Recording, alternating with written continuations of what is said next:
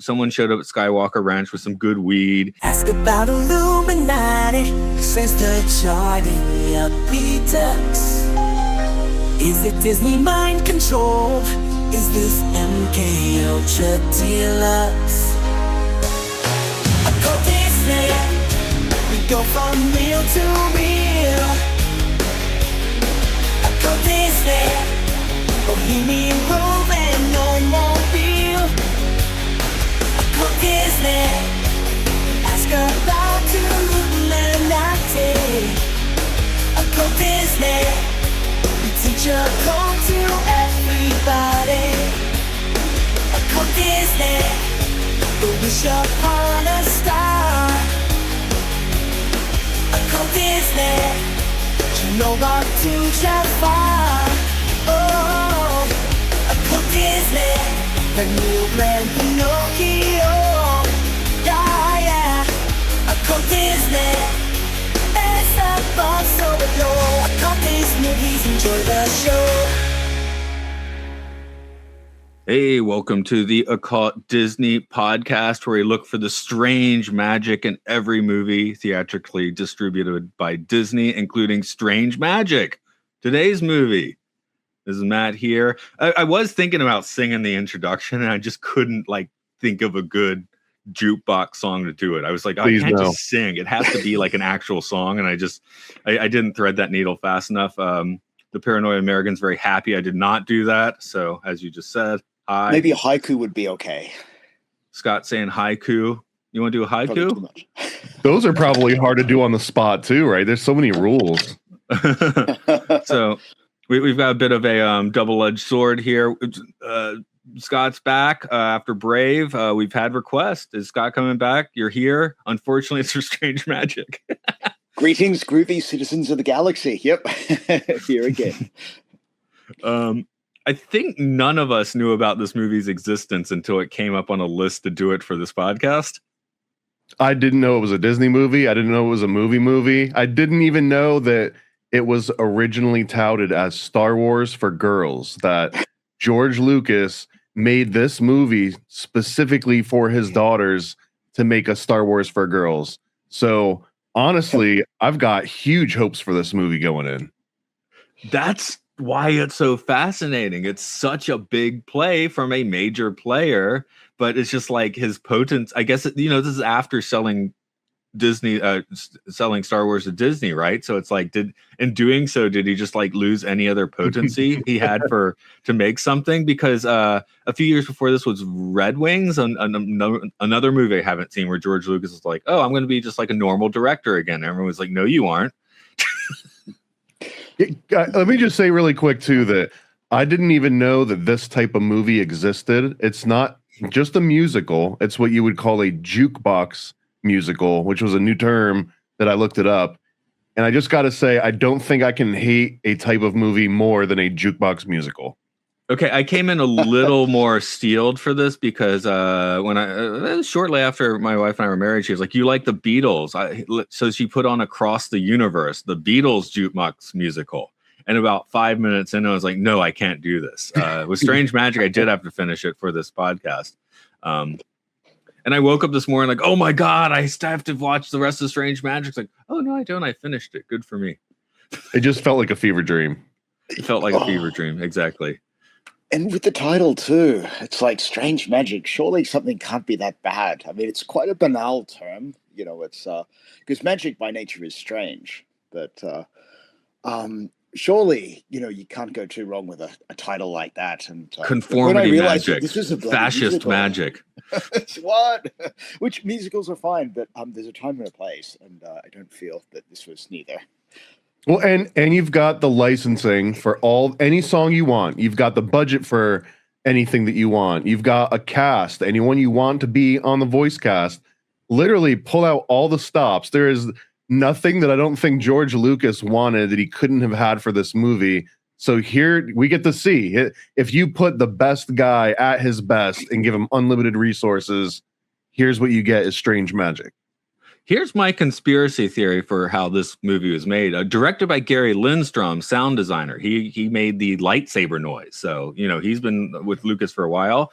halfway through this movie, I just wrote down the note like, did George Lucas just like, someone showed up at Skywalker Ranch with some good weed. He wrote some crap on paper and went somewhere else. Someone else picked up the paper and made that the movie. He greenlit something at some point. Yeah. No, I'm saying I don't think he greenlit it. I think he just wrote some weird, trippy thing on a sheet of paper, and someone's like, George Lucas wrote an original story, and cue 2 years later, and he's got to be like, yeah, this guy wanted to make Star Wars for girls.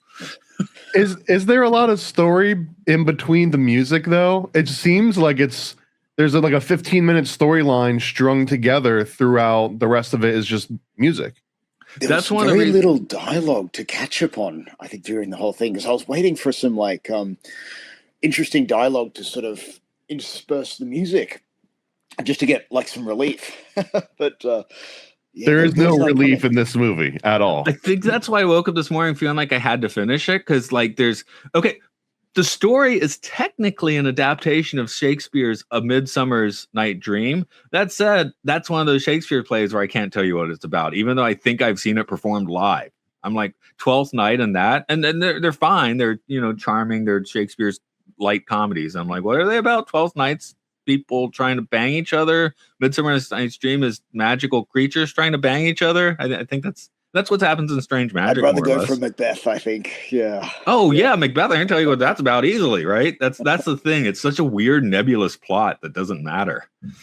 It also, really quickly, aesthetically, it doesn't have any of that same rounded, approachable Disney look. I mean, granted, this is Lucasfilm distributed by Touchstone, so it doesn't go through the exact same pipeline as all the other animated Disney movies.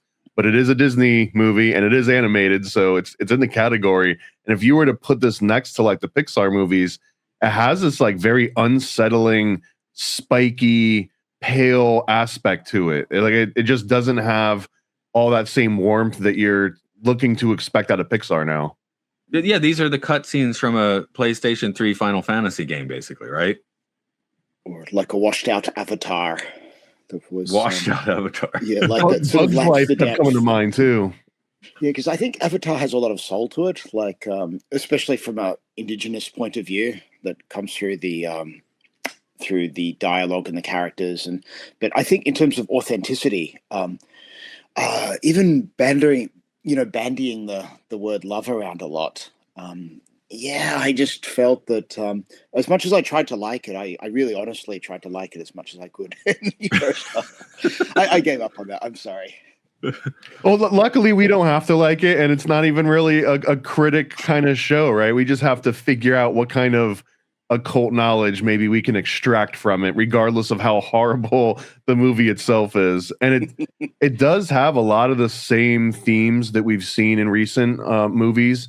I think even in Brave, even in like because they basically have this magical plant that is right on the edge of the forest and in this dangerous place. And if you can get this plant, then you can make love potion number 9 and make anyone fall in love with anyone else. And it was found to be too dangerous for this to exist. And that's kind of the most like interesting aspect of the entire plot of this movie is that this thing exists, which means that you can kind of like force someone to love you against their will. That's the general premise of Strange Magic. And Tangled, it's not a love potion there, but they have also the magical plant that, Rapunzel is imbued with that plant. So they're definitely like go to the edge of the forest and get the dangerous plant. That's where I was going. Yeah, Tangled. Yeah. No, when you mind control.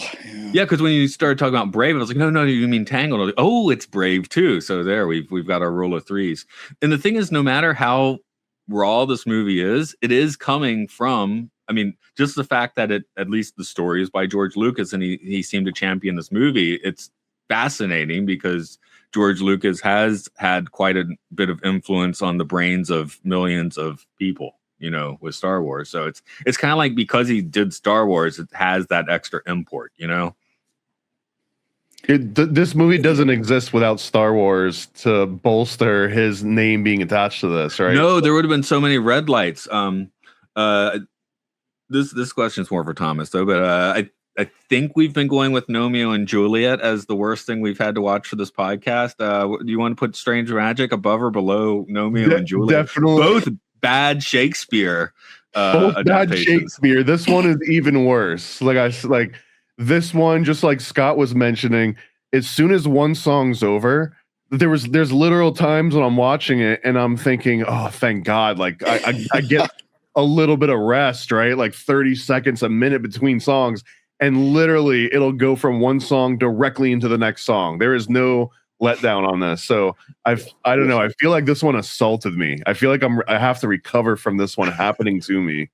Conversely, there are a few times where people did get a paragraph of dialogue, and it's very exciting. Like the villain or the Bog King or whatever at one point is going on there's like the music swelling underneath. He's gonna start singing. He's gonna start singing, and then he just completes his monologue, and we have to wait another 20 seconds for a song. And that was my favorite part of the movie, maybe. So yeah, I think we need to have a license here to sort of limit the use of songs being used in at least enterprises like this, because I grew up with a lot of Buddy Holly records that my parents had, and Buddy Holly he wrote his own lyrics, which is quite rare for the time, but writing as he did about love, that's something quite sacred, and just to use it like you're sort of marketing a new kind of shampoo or something, it's quite a slap in the face, I think. And I'm sure that goes for a lot of other people that like, for example, Bob Marley in here and all kinds of other artists that were just coming from left, right, and center. I was kind of freaking out, just going, oh my God. Since I'm looking at the list, I'll just shout out the songs. It's actually, as much as he's been saying, it's really only 14 songs here that are in the movie. Only. Okay, I'll just run them through real quick. And Can't Help Falling in Love, made famous by Elvis. I'll Never Fall in Love Again, the Burt Bacharach song, shows up in Austin Powers, I think. You mentioned Marley. We got Three Little Birds. Whitney Houston, I Want to Dance with Somebody. We can talk about bathtubs if you want. Come On, Marianne. Is that Neil Diamond? I'm actually not sure about that one. Trouble, this is a standard. Love is Strange, Bo Diddley. There's the instrumental of People Are Strange, yes. Wild Thing, ELO's Strange Magic, Love's Straight On, and the Four Tops. I Can't Help Myself, Sugar by Honey Punch. Honey Punch. That's not what I meant to say. I want to punch this movie. That's why. And that's a song that annoyed me as a child. So the fact that like 5 minutes of this movie's real estate is singing that song did not make me happy. And we're not getting abbreviated versions or medleys, right? We're getting like the entire song sung by the actors, not the original. And I would even argue that we get it much closer to the UB40 version than the Elvis version. Although that's not a bad thing. It's not a bad thing.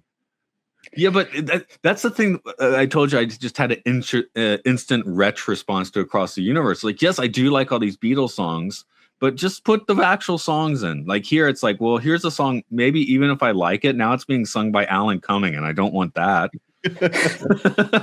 With kind of like bland studio player. I love studio players, by the way, but yeah, so it's just like it doesn't have the verve of say an original studio recording. They're musical sound bites, kind of, and they just seem to have any soul taken out of them. Like I think standing alone, the songs are all quite beautiful in their own way, but just to use it this way and in such rapid fire frequency too. It's like, everyone likes Three Little Birds. You described the vibe pretty well, Scott. Like, where now you're going to hear these songs that maybe you grew up with or you really liked and they meant something to you. You're listening to Buddy Holly.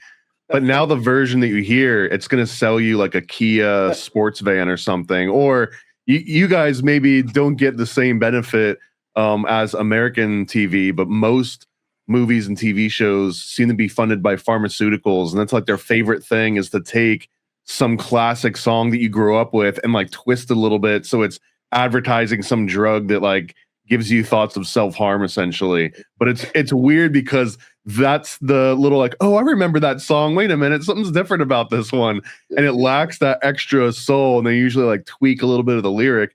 And this movie is kind of just like a sequence of those pharmaceutical like recaps of songs or things that we're used. When I hear those songs now, I think someone's trying to sell me something right now that I definitely don't want, right? Someone wants to sell me like a Kia.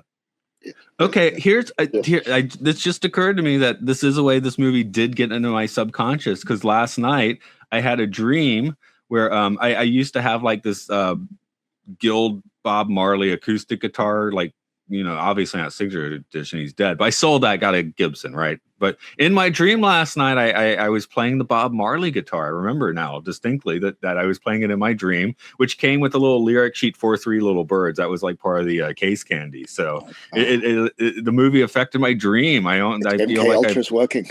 the MK Ultra's working. Good grief, yeah. It was a bit of an awakening because I think all of us came into this without any sort of preconceived notions or prejudices, and it was only after I checked Rotten Tomatoes and things like that, and I thought, oh yeah. Say no more.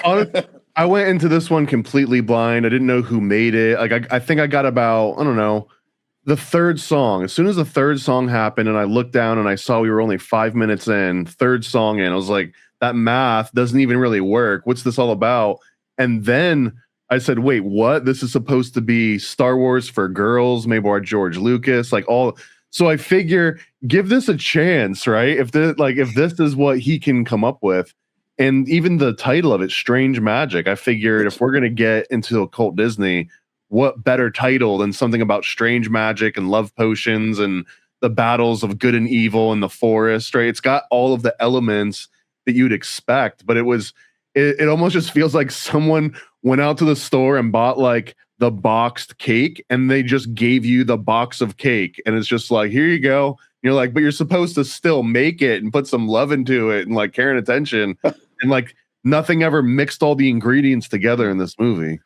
Oh, we can tie that directly. There's a Patton Oswalt stand-up routine on one of his albums, which is at midnight I will kill George Lucas with a shovel or something, and it's talking about like the prequels in that case, but it's like, oh, you like Darth Vader? Well, he's a child and he's sad. Oh, you like Boba Fett? He's a child and he's sad. And you want some ice cream? Here's some rock salt, That's so Strange Magic is even more than the prequels. Here's some rock salt, make some ice cream with it. Like you could take these elements and probably make something with it. First, you'd rip out all the pop songs. That would help. There's too much work on this one. You don't buy it in the first place, but also the story itself, it feels like it's kind of telegraphed from so far away that you know exactly what's going to happen. That they're inverting the typical message, right? Where you get this typical archetype of the evil, bad bog king, and he looks evil, and he's like all in black, and he lives in the darkness. But you kind of get early on that, this is going to be the love interest. They're going to flip this whole thing where it's going to be the girl that's got cheated on falls in love with the evil wizard from the forest, and it kind of plays out exactly as you'd expect it to. And then the story that they're trying to play is that this bog king has been so scorned by previous love that he's like, love is dangerous and it weakens and it rots things and it destroys order and it's nothing but chaos. And this is what makes him want to eradicate this love potion sort of flower. No one's allowed to go near it. But that's like the entire story, right? It's like he just has to get kissed by the right girl, and his heart just all of a sudden warms up, and it's no longer cold, and now everyone's allowed to pick this flower again. Bingo. That's a good way to call it. I think right from the first few minutes, I was thinking it's going to go along these kinds of lines, like sort of, uniting the two dualities. Even the very rudimentary map in the opening frames, with the fairy kingdom and the dark and nasty sort of the boglands, whatever it was called, the dark land. It was literally just the dark forest. Like they didn't put all the effort into the world building as you would expect for a Star Wars for girls, right? Well, I think that's where they're like, it's inspired by A Midsummer's Night Dream. I've been looking at the plot for A Midsummer's Night Dream because I don't remember what it was, but Act 1, it seems to be pretty much what's happening in Strange Magic. We got the woodland realm of fairyland. It's under the light of the moon, blah, blah, blah. I think it's one of the things is you could love A Midsummer's Night's Dream, but it's not really a plot that sticks to the bones. So it's kind of hard to adapt it for something else. Something that was written 500 years ago, it still can hold water. But again, you can do Macbeth. Go watch Throne of Blood. Akira Kurosawa in the 50s gave you Samurai Macbeth, and it was perfect. I don't know if Strange Magic is the example that this story can live on for 500 years. It's not. Just a few of the stats while I have it on in front of my eyes. At the release, January 2015, January 23rd means it was a dumping ground movie. Like, I don't think anyone was behind this once it was finished. Like, I don't remember it getting any promotion. So that $70 to $100 million budget got $13.6 million back, which I think you guys found surprising. I'm surprised. I thought we were talking like tens of thousands of dollars. That's the Lucas multiplier. No, I would still say the worst Star Wars movie, as much as I don't like Attack of the Clones or Rise of Skywalker, is that Clone Wars movie, which was that this feels like the Clone Wars movie a little bit to me. Well, where it's technically, just like, if he said, again, his words, that this was supposed to be Star Wars for girls, doesn't that make this the worst Star Wars movie? yeah, sure, okay. This and the Clone Wars. The Clone Wars TV series actually worked out well. It's just I guess they did their teeth cutting on those first 4 episodes, bundled them as a movie, and it sucked. I wonder. Episode 30 of Strange Magic is phenomenal. It'll make you cry. And even Star Wars for girls sounds kind of patronizing, don't you think? Like, surely we can really set the bar so much higher. Like, yeah, it sounds like a guy in his 70s trying to do something new, right? Who hasn't really done much. Don't you love your daughters more than that? I mean, come on. And plus, it's kind of funny too, because that's how I heard the Star Wars remake. I can't remember, was it Star Wars Forever or the one that had Rey? That was Star Wars for girls, literally. And that came out the same year. So Disney's like, here's our Star Wars for girls, which was massively successful. And hey, Force Awakens, I think it's a pretty good movie. This one is Force Awakens from the creator. I guess George Lucas does get a "what have you done for me lately" like tacked on to him too hard, I mean, I will go out on a limb and say Force Awakens is better than Strange Magic. Let me think about that. Okay, sure. I'm going to agree, actually. Easy. Yeah, so what are we talking about here? This one, too, it's appropriate Scott's here because this had like a pretty strong Brave vibe in it as well. Because the whole premise of Brave was that she wanted to break the princess archetype. She didn't need no man. She could go out and do this on her own. It was like, it was a tie back to meritocracy where like, show me a guy that's worth me, and then maybe I'll entertain that. And it's the exact same with this new fairy princess. And she literally says, I'm stronger alone, which made her seem exactly like Meredith. But then also her dad knows that the guy that she was originally supposed to be paired up with is cheating. But everyone's like, just go with him anyway. It's the safe choice. Like, you need to just kind of continue this exactly how it was written. So I liked that for a split moment, they were giving her a little bit of personality, but it kind of ends there. Like that was because then she finds the Bog King and then everything goes out the window. Yeah. Yes.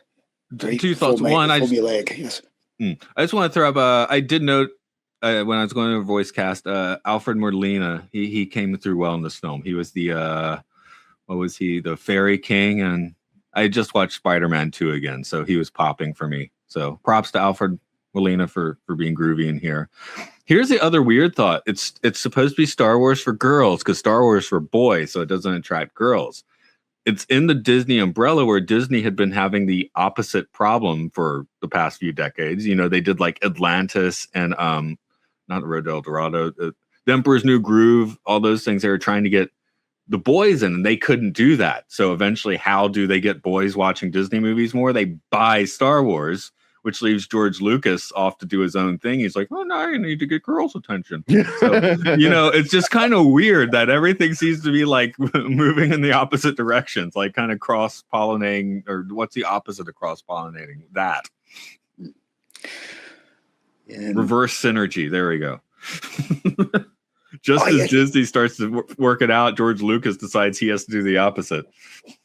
And I think really fouling the name of love, like, I think it actually turns me off the whole concept a little bit because, it's how do you really mess up something like a high ideal like that? I think by treating it like sort of a Mills and Boon novel or sort of like a Hallmark card or something, it's honestly, I mean, I have to point this out into the universe just one more time whenever the George Lucas Star Wars genius comes up, that it was basically just Joseph Campbell that got mixed and matched with some sci-fi, and it was lightning in a bottle that he was also among the original Industrial Light and Magic guys that were doing special effects on the side. Like everything just kind of came to this perfect head.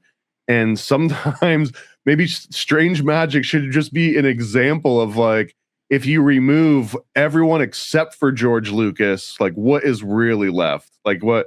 And he's already exploited Joseph Campbell's power myth and the hero of a thousand faces or whatever it is. Once he's already exploited all of that, what else is left? He's like, I'm going to go and take Shakespeare now. Like, I don't know if it doesn't work the same. No. Well, Star Wars notoriously, you know, his wife had to edit the movie for him to make it good. So I always love to read. You guys have heard the original title for Star Wars? No. Okay, I'm going to have to look this up. So give me a moment. I will definitely read the entire title. Is it like a monologue? Was Yes. it not just two? It wasn't just 2 words then. It was actually the entire intro sequence with the text. That was the original title. No, the original title sequence is Shakespeare compared to what he wrote. Okay, original title of the first Star Wars movie. Let's see what we got. Someone should say something. This is going to take me a moment to search.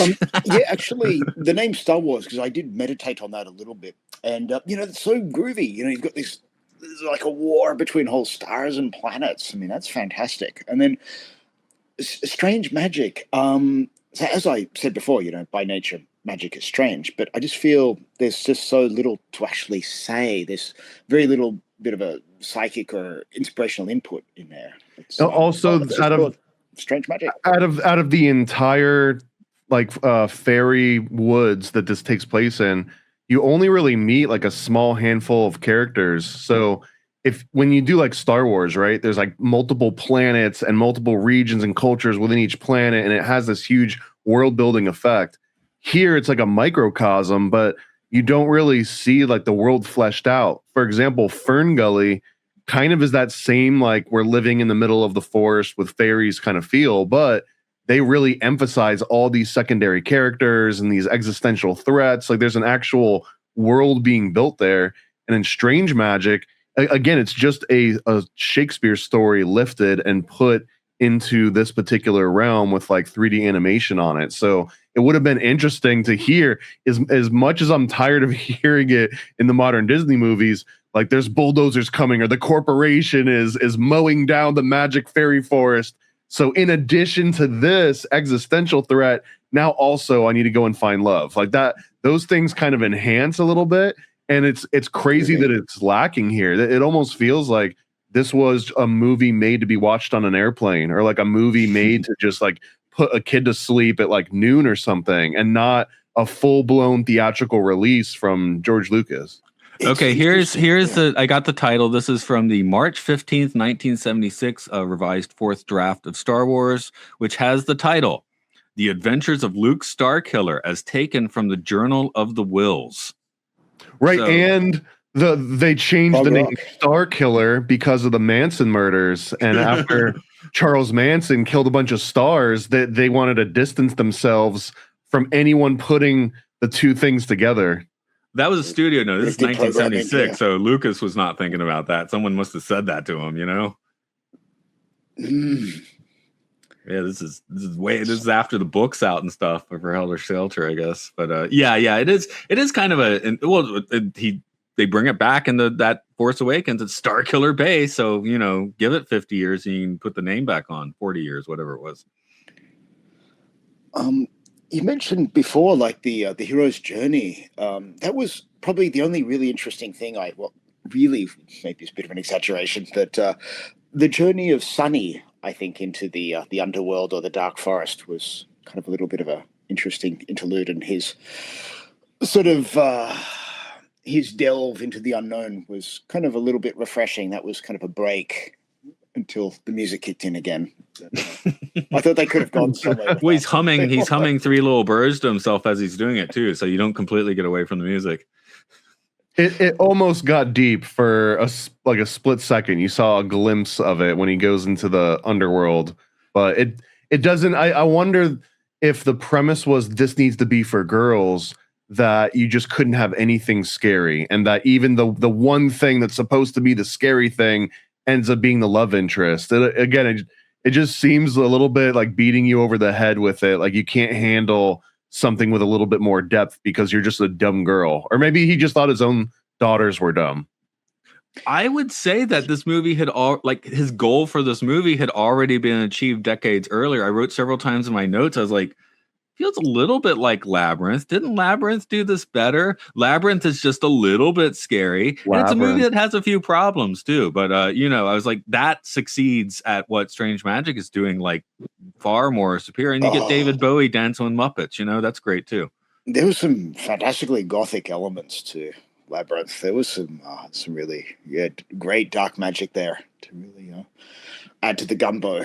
But I just felt this was, instead of like finding a love potion, I just felt it was really sterile. And I was really, really trying hard to find something to latch onto to say, wow, this is kind of interesting. There was a few psychedelic moments at the end where you've got this sort of kaleidoscopic news from the mushroom montage. But unfortunately, I was really grasping. And then the sister is kind of this classic archetype that we've also seen. I guess even Frozen might even make a good example of like, her sister is falling in love with this guy that is clearly the bad guy from everyone watching this from the outside, and she's kind of has this like I can fix him mentality to it, which again it doesn't go any deeper than that. So I wonder, just because he's writing it for his two daughters and this features two sisters in the actual movie that clearly are going to be based a little bit after like real life. So I just wonder which of the daughters was supposed to be which in this movie. Worked much better in Totoro when Miyazaki is like, I'm basing these after my my nieces, right?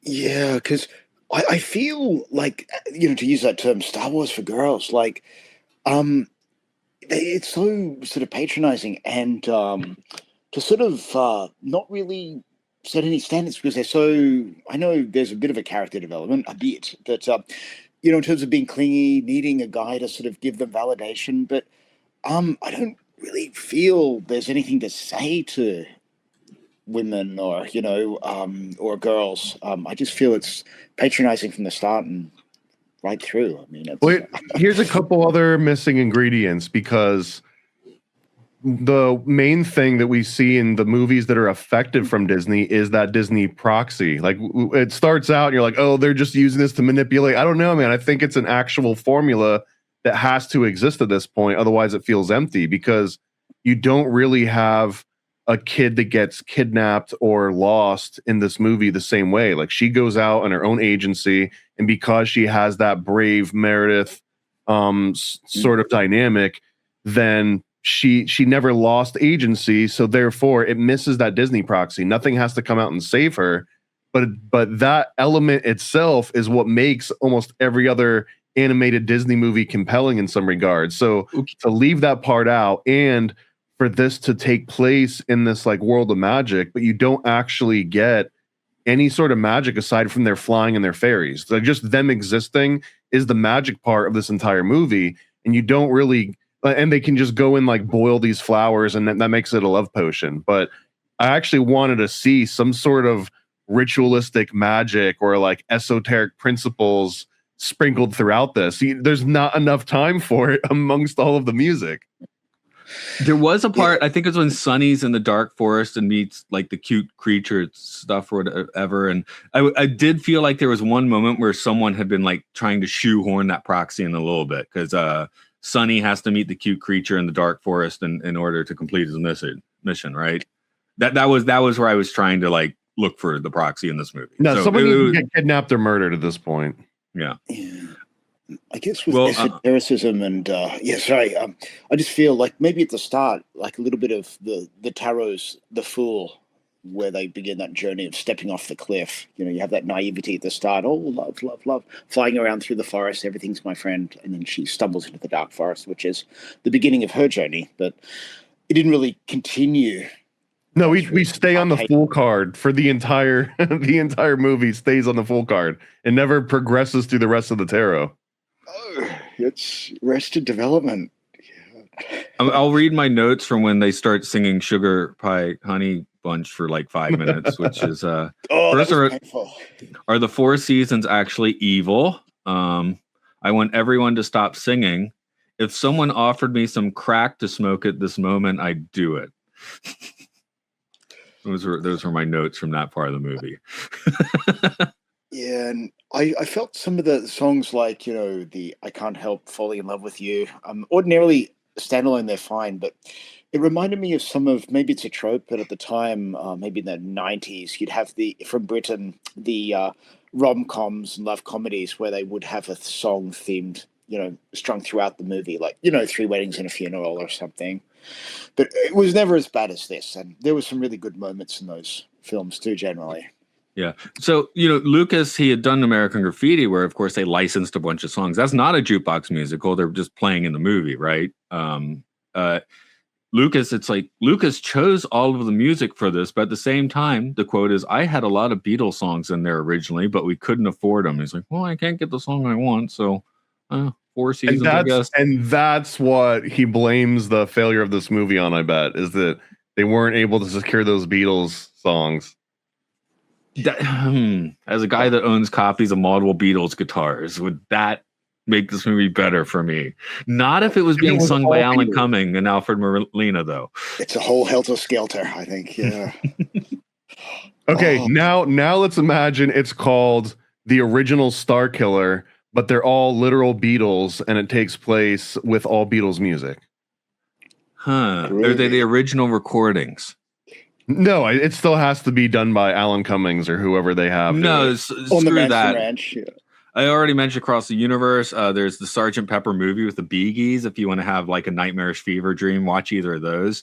One I will put above Strange Magic, because I have seen this maybe like 10 times. It's the Star Wars Holiday Special, which is also extremely bad, but extremely entertaining, except that you fast forward through the 20 minutes of Wookiees screaming at each other. You do have to do that if you watch the Star Wars Holiday Special. Either you guys watch the Star Wars Holiday Special? I've seen it with you, actually. Yeah, I probably got you wasted and then made you watch it. Definitely, it was so bizarre. That's how I've seen it. Is someone it was like, you have to see it, you have to see it, you have to see it. And then I was like, smoke this first at some party, and they put it on, and then it was just like, okay, yeah, it's bad, just like you said it was. Why are we watching this right now? It's got the Jefferson Starship in it, man. Yeah, there they are. All right. Anyways. B. Author sings the Cantina theme. You know what? This is actually a great analogy for Strange Magic, because it will be the same premise. If you were to tell me all the time, oh my God, there's this movie called Strange Magic, it's a complete dumpster fire. George Lucas worked on it for 15 years. He made it for his girls, and it's got all this movie. You got to see it. Then one day I'm over there, and you like, okay, we're gonna watch it now. We're putting it on. You're like, oh my God, please don't. Yeah, because the Star Wars Christmas special kind of like demolishes holiday special. It's for Life Day, man. Get the holiday right. Fantastic, yeah. But this one, I'm just waiting for something to like that wrecking ball, but instead it's like being bludgeoned. It was really punishing. Also, with that extra detail that he had been working on this for 15 years, I get the idea that this was supposed to be his avatar. Like Strange Magic to George Lucas is Avatar to James Cameron, right? Because James Cameron's big whales, multiple whales, already sailed on this one. Just like Lucas with Star Wars, maybe Cameron's is, I don't know, Terminator or Titanic or something, like between the two of those. So this was the next big egg that he had been sitting on for his daughter's entire lives. I want to understand deeply what happened here, because I don't see 15 years of anything in this particular movies. There has to be something that was left on the cutting room floor that was, James Fraser Golden Bough level of insight, and it just never made it. My guess is still in 2000, George Lucas just randomly wrote a story, left it on his desk. Someone picked it up, started working on it. So when it's 2015, I've been working on it for 15 years, being like, I feel like he couldn't have been actively working on this for 15 years. That doesn't make any sense. I felt one of the few bits of dialogue in there. I think it was the not quite Pretender Prince, but the guy who wanted to be king. What was his Roland, which is also a very unoriginal name. I think because that's featured throughout so much of history, like Roland. But I think when he said he got rejected as the potential husband of what was her name, Marianne, she says, and I hang my head in shame or something, and I hang my head, and he motions. He does this gesture of hanging himself with a rope, which I feel is kind of inappropriate for a children's movie or just in general for an animated Disney movie. It wasn't funny at all, and I felt that was a little bit of a. It also just further. Are you saying George Lucas might have been out of touch for the demographic that he was intending to reach? Yeah, I mean, it was like this kind of a gesture, and I thought, wow, that's just not. You know what though?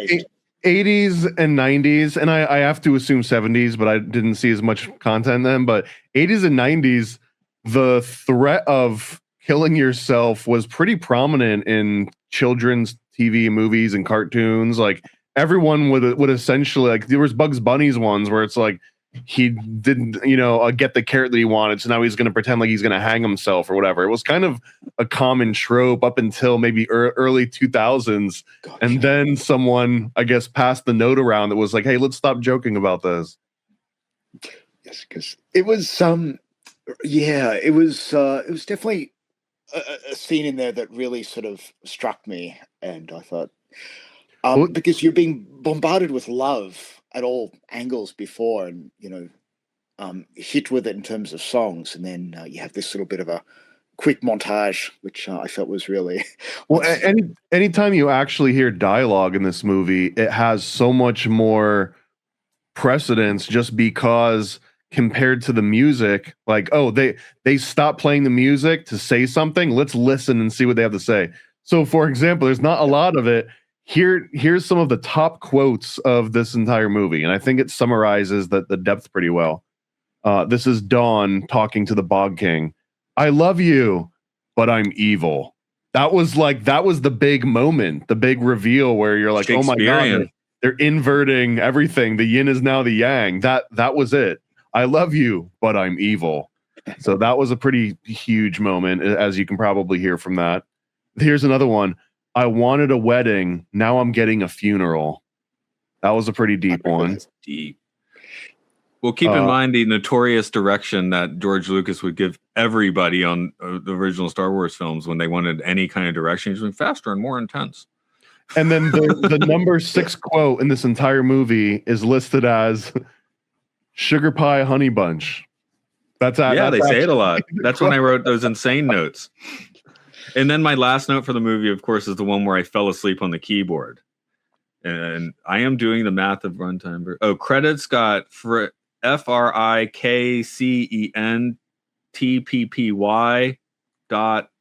I clearly fell asleep on the keyboard at the end.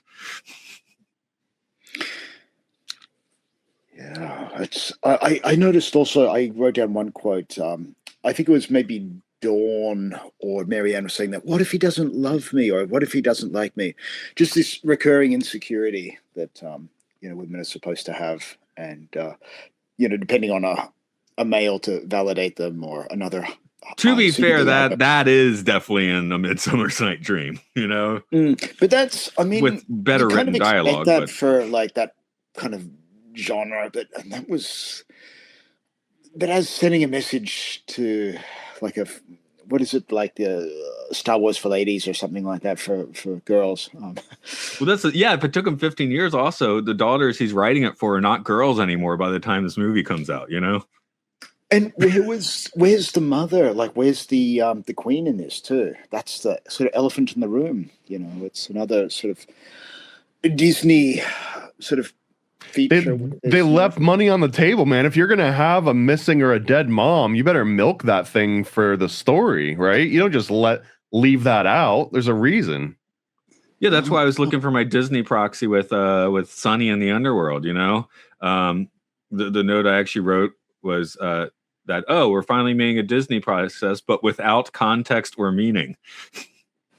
See, if this movie had come out in the early 2000s, if this came out in like 2003 or 2004, I would be 100% convinced that it was made for Guantanamo Bay prisoners. That this was intentionally created as part of what was it called, the Alice in Wonderland MK Ultra program, where basically you would be punished for not doing anything wrong, or you would be rewarded for not doing anything right. It was just you were just randomly be treated in arbitrary ways a long enough timeline that eventually your mind breaks because you realize that there's no logical connection between your actions and the things happening to you. And it feels like this movie gives you like a small little taste of that. You're watching it and you're like, but I haven't done anything wrong. Why are you playing me the third Elvis UB40 George Lucas cover? And then it's like you get these lulls, but you don't feel like you've earned them. And then the movie's over. And like Matt, you wake up the next day and you're like, oh my God, I have to go back through that again. And then something clicks and lets you know, like, no, that's over. Like that trauma experience is gone now, but it still exists. Like there's a weapon just sitting out on a shelf somewhere that you can put someone through. And I don't know. Like, again, if this were 2003, 2004, this is funded by the DOD. Yeah, cinematic waterboarding or something like that, baby. Yeah. Oh man. What was it too? Just in terms of like, and how little thought, like if you wanted to really create something that was an original sort of vision, just in terms of the names of the realms they're in, the names of the characters, it was very two-dimensional.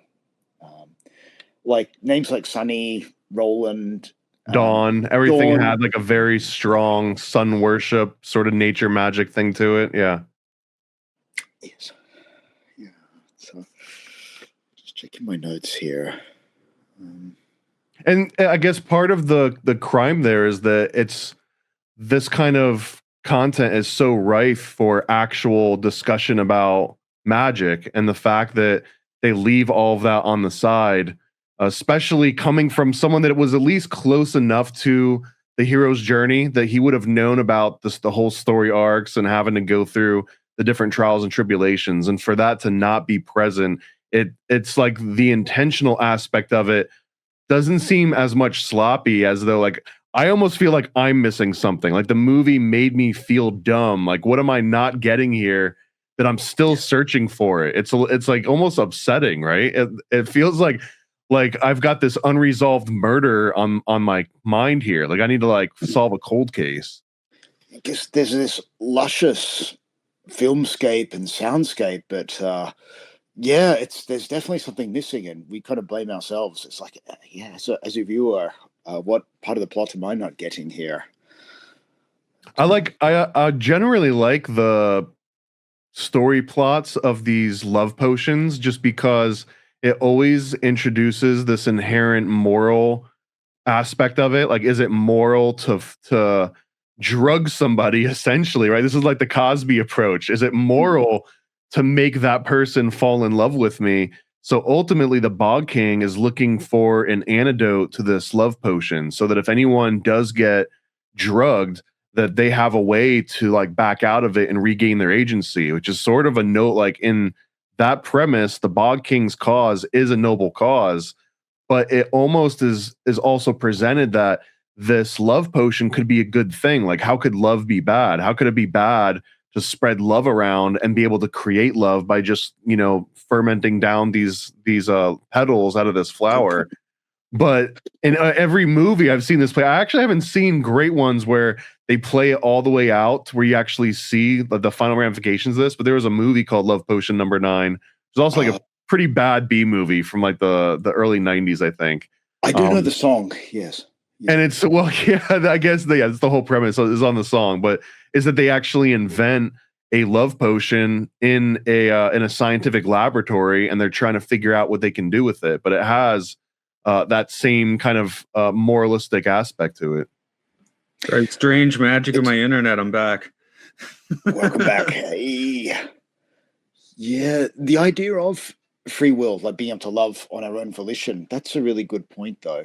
To sort of have love sort of forced down your throat or breathing it through the air like some sort of anthrax or something is And like hierarchical structures, though. I mean, that's just, it's basically arranged marriages. Love is like a, marrying for love. It's kind of a past 100, 200 years sort of concept, Before it's like, you marry the farmer's daughter, so your farms now work together. You marry the kingdoms together, so your kingdoms are now together. That's a good point. This might be good. Hey, marry the bog king with the fairy princess, and you combine the dark forest and fairyland, right? Well, because of outside the concept of arranged marriages, where like you can go and like seek your own mate out of love, right? A love potion does have this like moral. Like I was making the analogy to Cosby, like slipping a Mickey in your drink. Essentially, that's kind of like a version of this love potion, but that's the modern version where everyone's out with their own agency. But an earlier version where you have to go through an arranged marriage, like a lot of these old fairy tales usually take place, and even like all the old Shakespearean stuff, it usually centers around this kind of dowry dynamic. But that a love potion in that dynamic, it's more like you're already getting married to someone, whether love exists or not, it has no bearing on it. So maybe it would be great if you could just drink a potion and you're like, whatever, I guess now I'm in love with the person that I had to marry anyways. So like that version of love potion is like a self-soothing one versus the one that you're using to like manipulate someone else to fall in love with you. But they're both like the love potion. And I covered the Twilight Zone with podcasting, and there's like 2 episodes of the original Twilight Zone, the Chaser, and there's one other that have to do with love potions and just how they go horribly wrong, that sort of thing. They throw you into the Twilight Zone, right? Well, because in this case, for any magic to work, and I guess in a love potion, is that you usually have to sacrifice something of equal value, right? So if you, I don't know what the original dark version of this movie was, but if you wanted to make a potion where someone would fall in love with you, you'd have to kill somebody. Like you'd have to murder somebody or do something horrible that was filled with hate or create hate in a way in order for this love to come out of the other side of it. That alone would have made this movie a million times better if every time someone made a love potion, you find out later they also murdered somebody in order to make it.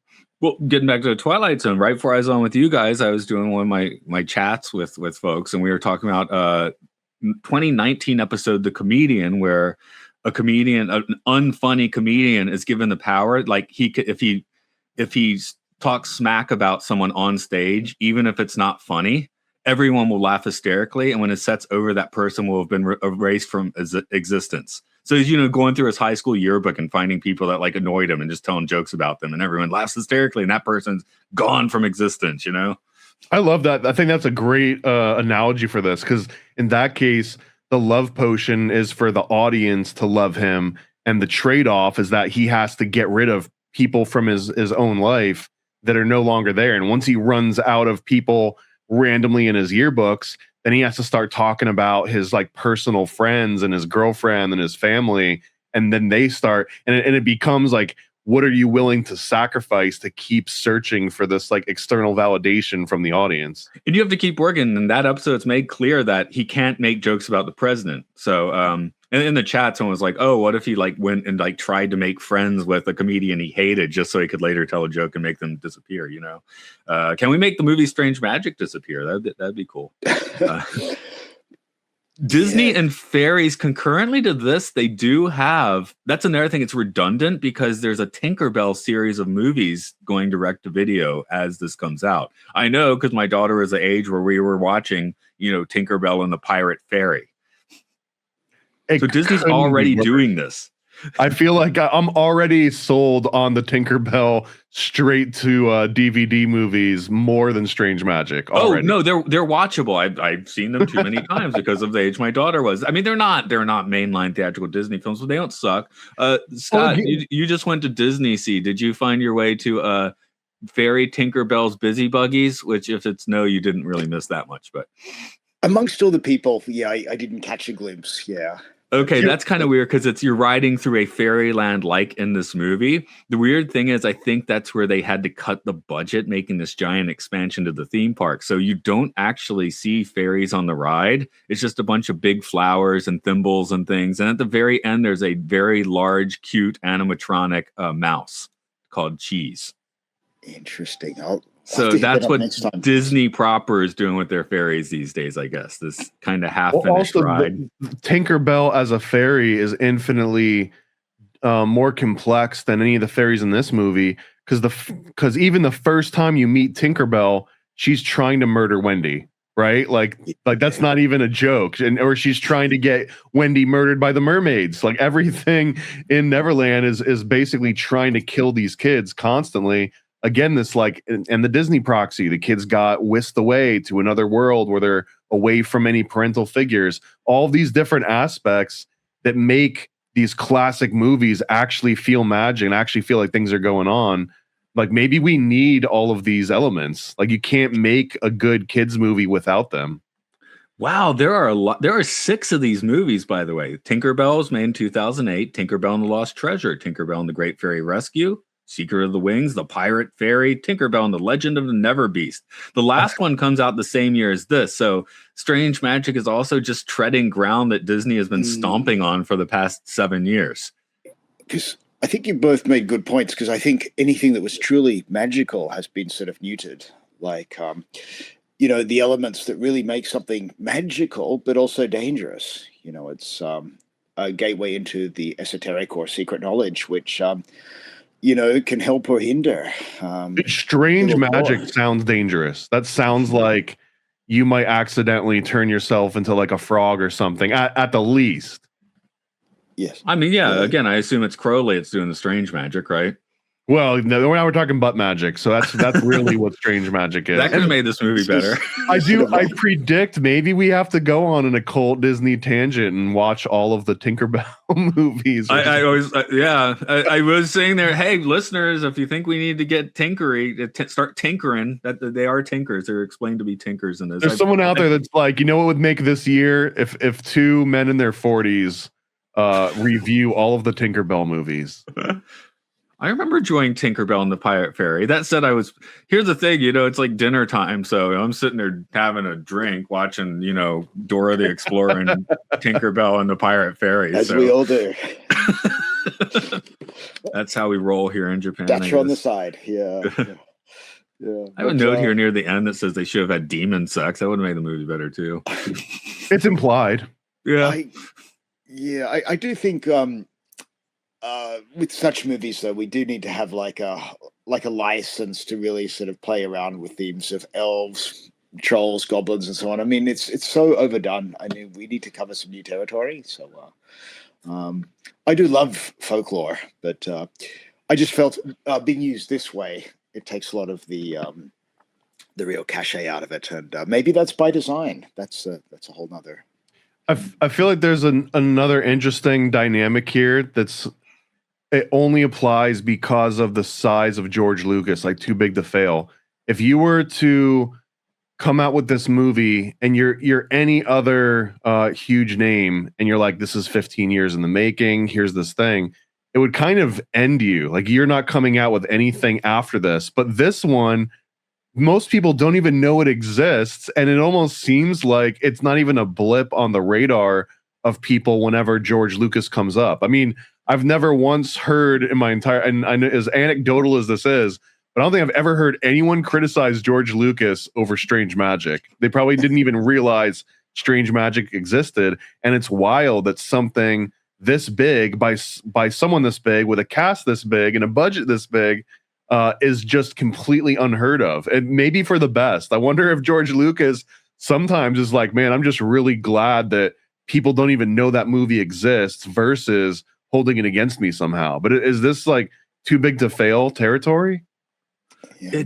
Sort of beneath the magical radar, or the magical memory hole, I guess. Yeah, it's a little. I'm trying to see if he's done anything since this. I mean, again, he didn't direct this, but it's really hard because there's so much Star Wars stuff, and of course, he gets a credit for everything Star Wars for, based on, right?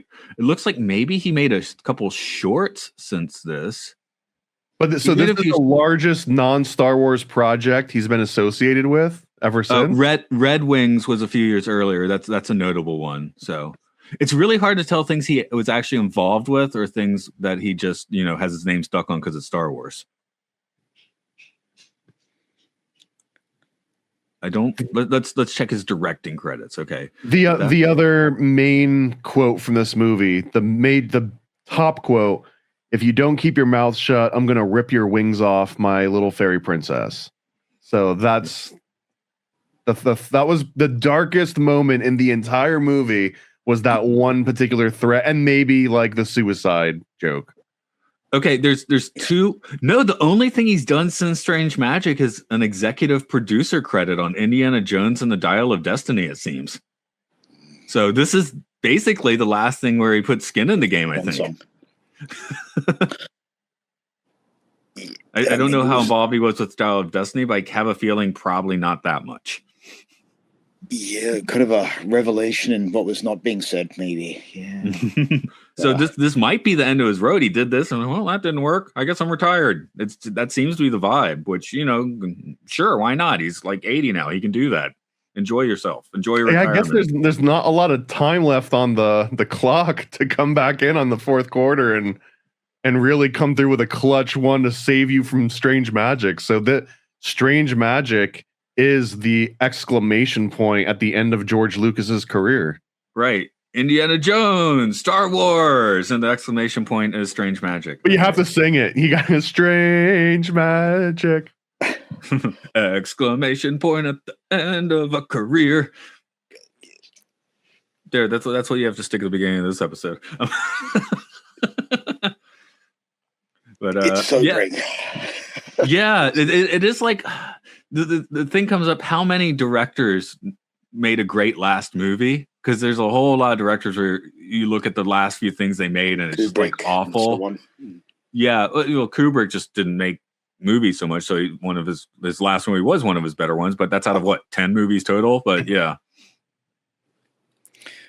I mean, Hitchcock, the last movie he made was Family Plot, not one of his better ones, So you have the other podcast where you review like the best and the worst. Is Strange Magic on the radar of worst movies? It's not. And now that you're bringing it up, I'm going to check what the IMDb score is for that. Because, yeah, I am like, that probably should be on our list. I know Rotten Tomatoes is about 19%.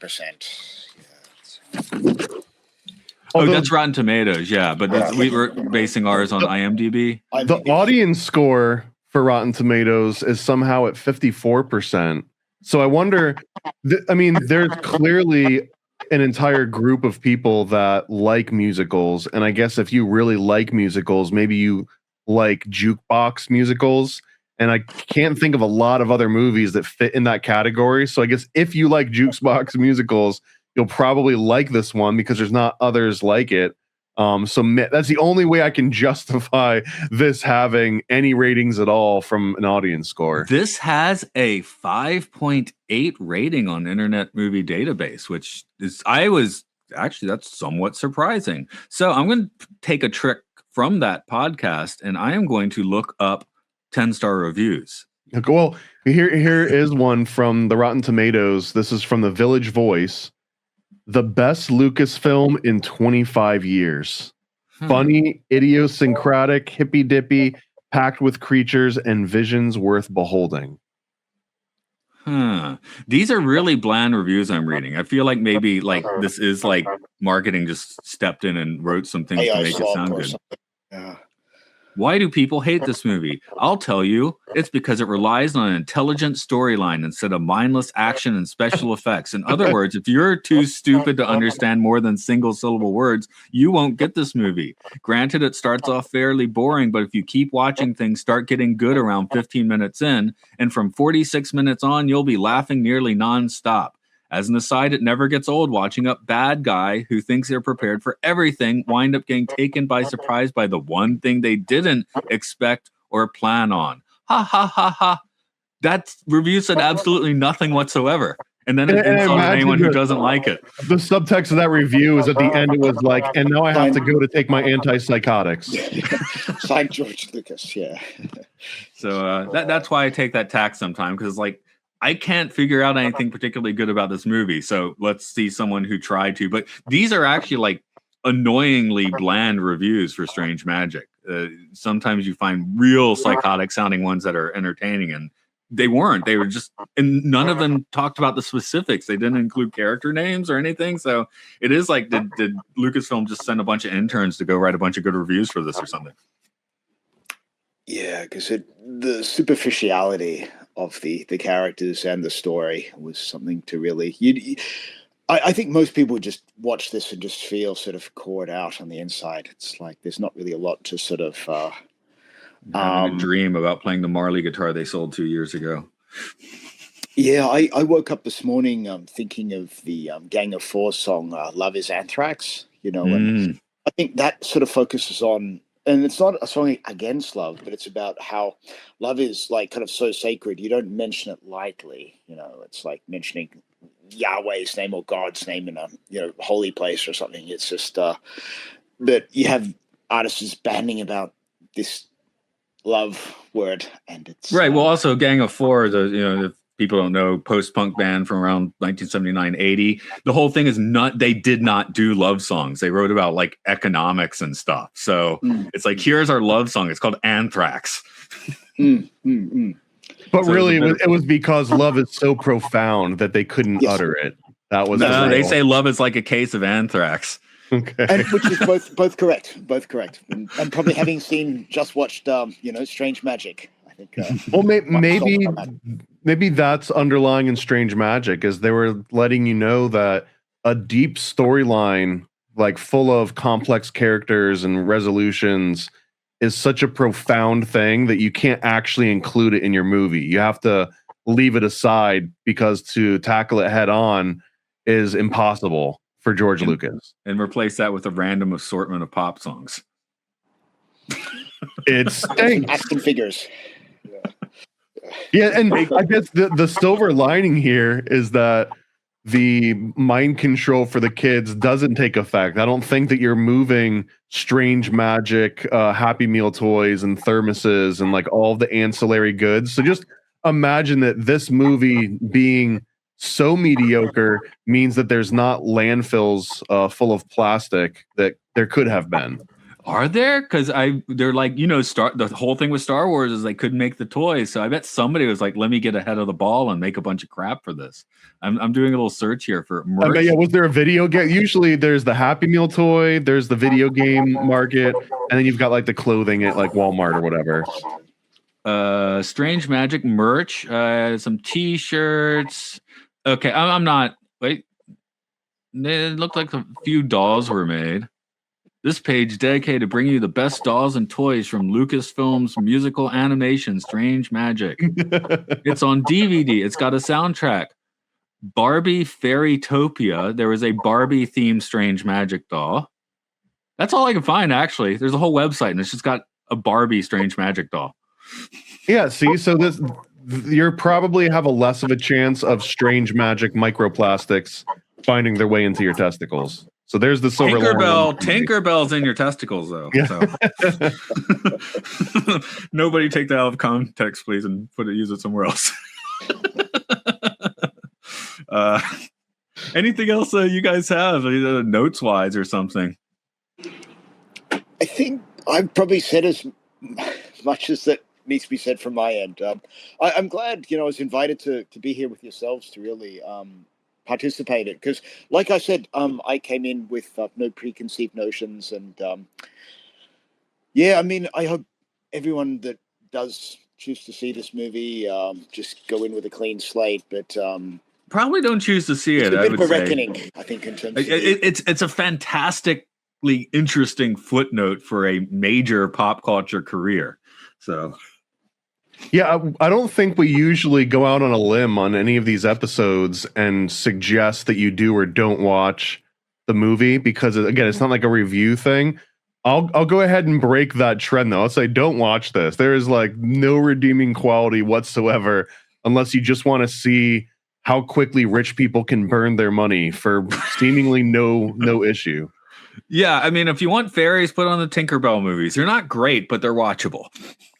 Imagine, just the abstract concept of money that evaporated, money that is no longer in the system. $100 million. It just turned into people's like project, like passion projects, and then cars and mortgage payments, and now it's gone forever. There's like nothing left over that would justify the amount of time and effort that went into this thing. The royalties alone would have been a killer. Like you mentioned, like 15 songs or something. It felt like a lot more, but well, they went cheap. He wanted Beatles songs. Yeah, I mean, then I would have hated the movie more. I'd be like, no, don't do this. Why are you doing this? As happened with Across the Universe. You know what else too is, if you're George Lucas's daughter, let's just say you're watching it in 2015, right? And you're now 20 years old at least. Well, let's say that at the upper end you're 15 years old. Okay.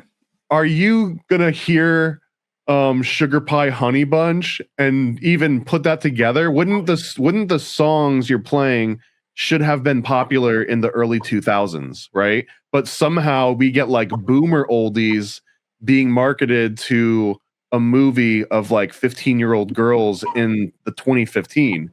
It doesn't make any, like, the songs that were picked. What girl in 2015 as a 15-year-old is like, oh yeah, another Elvis song, awesome. I wonder if he was just so out of touch that it was going to be doomed from the beginning.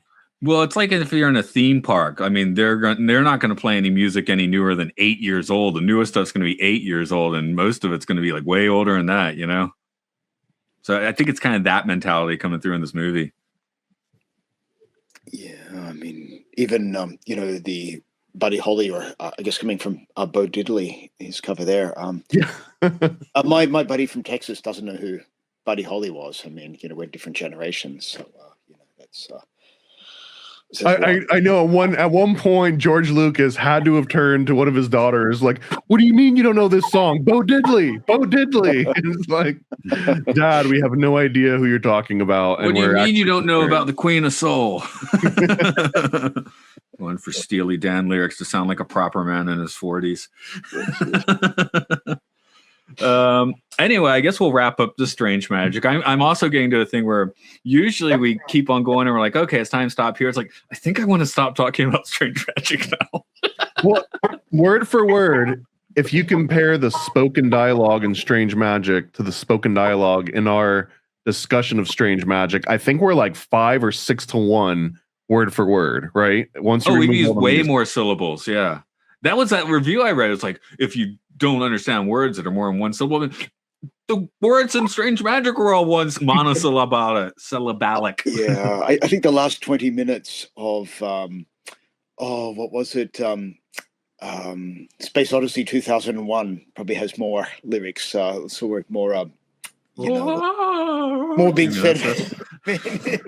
I'd put these two movies kind of side by side with each other, I think. Yeah. This is kind of like the other side of the coin to 2001 and 2001. The technological future. This is our archaic magical past, right? So they pair on double feature. This is 2001 Space Odyssey for girls. Okay, that sounds right. Fight us. So we'll wrap it up for today. Well, gee, I guess I'll just do Scott's plug for him. He has new lyrics coming out in a month or so over at rovingsagemedia.bandcamp.com, and I be singing them, but I'm still mixing the songs on my computer. So, I mean, there's plenty of music there already with lyrics by Scott, with me singing. So you can do our Strange Magic. It's much better Strange Magic if you go to rovingsagemedia.bandcamp.com. Then you'll get from the movie Strange Magic. Viewable on YouTube, but you shouldn't. Strange Magic, I mean. This could be a new ongoing pitch, too, for any musicians out there, is you can just tell people, hey, go check out my album. By the way, it's actually better musically than George Lucas's Strange Magic movie that he spent 15 years on. My album is better than that soundtrack. Okay, yes. That'll be our new plan. I'll be right. I will be right, yes. I'll do my quick plug. If you like video games, here's a crazy out of left field. go on Steam and search for Paranoid American, and you can add Lucifer Lives in Lower Manhattan to your Steam wish list. So go check that out. It'll be released as like a beta later this year, and then more coming soon. Okay, well, I'm going to go conjure something better in this movie. And by that, I mean I need to go to the restroom. Just buy something. Just buy something. From Paranoid American. Just buy something. Just buy something. From Paranoid American. Get some merch, buy some art. Click that link, add to cart. Say it back, need that print. Nod your head, give consent. Buy a comic, 3 or 4. Think this thought, I want more. Buy a sticker from the store. Think this thought, I want more. Just buy something. Just buy something. From Paranoid American. Just buy something. Just buy something. From Paranoid American. Paranoid. Yo. I scribble my life away, driven to write the page. Will it enlighten your brain? Give you the flight, my plane. Paper, the highs ablaze. Somewhat of an amazing feel when it's real to real. You will engage it. Your favorite, of course, the Lord of an arrangement. I gave you the proper results to hit the pavement. If they get emotional, hey, maybe your language, a game, how they playing it well without Lakers. Evade them, whatever the cost, they are the shapeshift. Snakes get decapitated, met is the apex. Execution of flame you out, nuclear bomb distributed at war, rather gruesome for eyes to see. Max them out, then I light my trees. Blow it off in the face, you're despising me for what though? Calculated and rather cutthroat. Paranoid American must be all the blunt smoke for real. Lord, give me a day away, vacate. They wait around to hate whatever they say. Matters not in the least bit. We get heavy rotate when a beat hits, so thank us, you're welcome. Fuck the niggas for real, you're welcome. They ain't never had a deal, you're welcome. Man, they lacking appeal, you're welcome. Yet they doing it still, you're welcome.